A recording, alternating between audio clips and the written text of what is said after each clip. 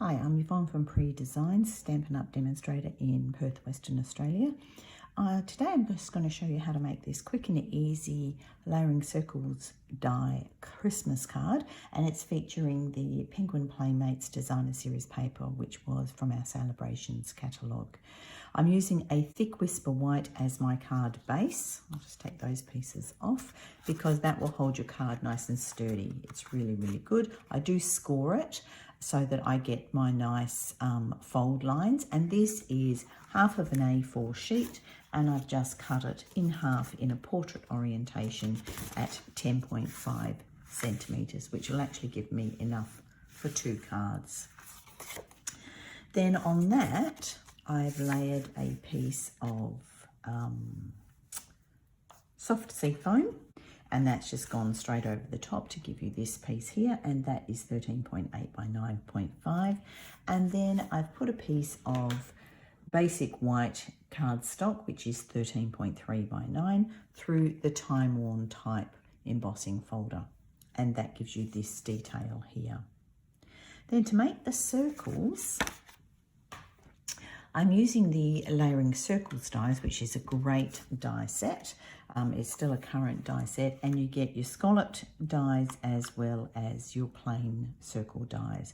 Now I wanted to make the biggest circle that I could as my outline circle, so I've used the largest circle. Then I've skipped one because this would be the next size down. I'll just pull that out so that I can show you. So I've used my largest one. Then I've skipped one because this would be the next one down, and gone to the next one, which gives me just that nice little frame in there, give me the nice size circles. Then I've skipped the next one. No, that's not the next one. I've skipped the next one, which would be that one, which would be really skinny circle pieces, and gone to this one, because then that gives me my 3 layers, and it gives me this nice amount of circle cut out. So I've taken those over to the Big Shot, and I've cut out 2 of the large circles, one in each of the 2 colours I want to use, which are Balmy Blue and Fresh Freesia, and 2 of the smaller circles, both in the same colour. And I actually only need 1 of the Designer Series paper, but now I have to cut them all in half. And to do that easily, I'm actually going to use an inch measurement, which I don't usually do or normally do, because in Australia we actually use centimetres. So I can put the 2 pieces of cardstock together, just nice and easy.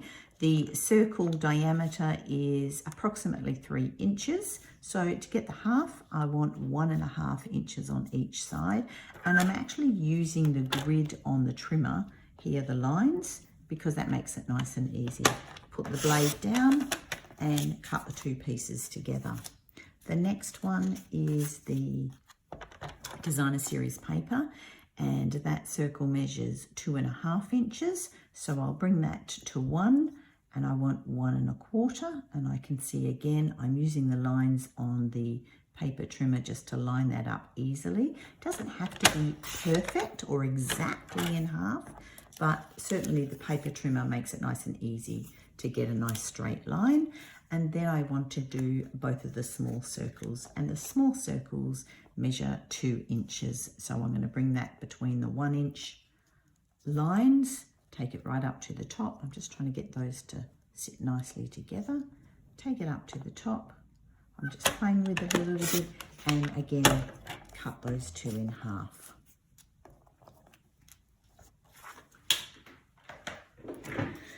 Then I need to adhere those together, and I actually need to layer them in the positions that I want them in. So bringing in my silicone mat, I want the 2 Designer Series paper circle halves.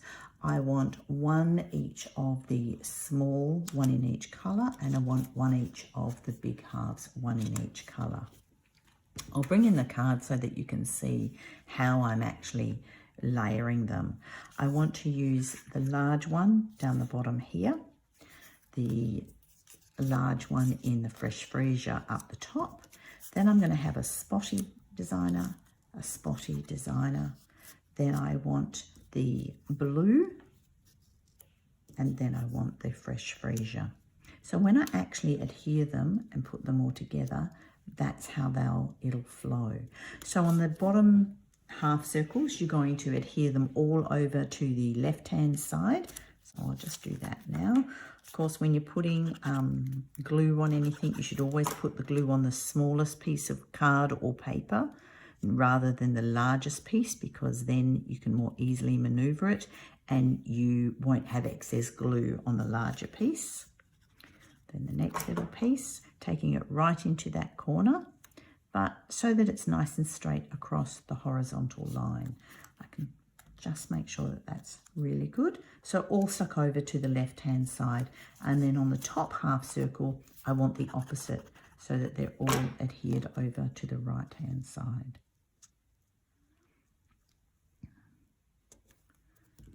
I had planned to do this while this actual paper was still available, but it's not at the moment. It was a Free Celebrations paper, but it's just super cute with the little penguins on it. So here you can see how my circles, half circles, are going to come together. So when I put them on the card, that gives the illusion of one flowing piece. Right, so now I'm going to bring my card base back in. I have put the basic white, as I mentioned, through the time worn type embossing folder. I've then dimensionaled that onto the soft seafoam and then glued that onto my card front. And then I want to put dimensionals onto the back of my half circles. I use a pokey tool because it's nice and easy to then lift them off the paper. Especially if I don't have long fingernails, but if you have long fingernails or issues with your fingers, which I do have, and then you can easily push the pokey tool into the paper and actually lift the backing paper off and then nicely into the bin. I'm using my silicone mat because then I know my work's not going to stick to the paper, and I'm just layering that onto my card front. I haven't pushed it down, so I can move it if I wish, and then lining my other piece up so that all my edges are nice and joined, and then it will look like one smooth flowing piece. I just need to move this piece across a little bit. It was a little bit too close to the other side. We just need to make it sure it's nice and straight. Now I've gone too far that way, but that will be fine. Line it up, making sure that all my edges and curves are nice and even. I need to pick it up so that I can see that it's straight. Now I can push it down onto my card front. That gives you the illusion of one smooth flowing piece. Now I just have to stamp my little happy holidays, which I'm using the Frosted Gingerbread stamp or verse from there. It is a clear mount stamp, or it is a photopolymer stamp, so I need to bring in my stamping mat. And I'm using Misty Moonlight because that's some of the colour in the spotty paper. That's it. And then to make that nice cut around there, I would actually fussy cut, but I won't do that on camera because you don't need to see me watch me fussy cut. And then I've actually fussy cut the little penguin outer as well. So I'm bringing both of those. And the penguin, as I mentioned, is from the Penguin Playmates Designer Series paper. There's quite a few cute little critters on here.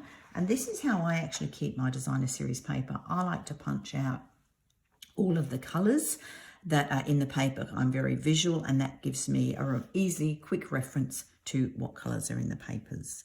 And that's the papers. But of course, this can be done using absolutely any Designer Series paper.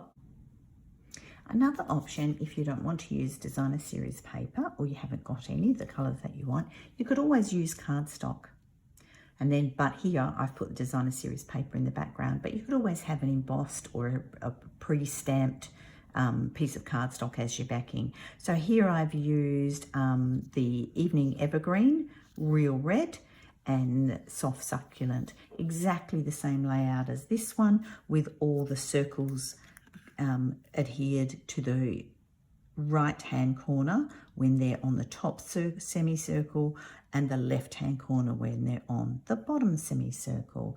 This paper is from our Painted Christmas pack, which is current till the end of December 2021. The other option, and what you can do with your leftover circles, if you don't want to create exactly the same, is to do an alternative circle pattern. So here's the alternative, where this one, the circles are adhered slightly different. The top one, they're all adhered to the left-hand corner. The bottom one, they're all adhered to the right-hand corner. I'll just pull that one down so that you can see they are slightly different depending on what type of card that you're going to do. So there is another option for your leftover circles. Hope you've enjoyed this little technique. It's called the layering circles technique. Thanks for watching, and stay tuned for another video coming soon. Thank you.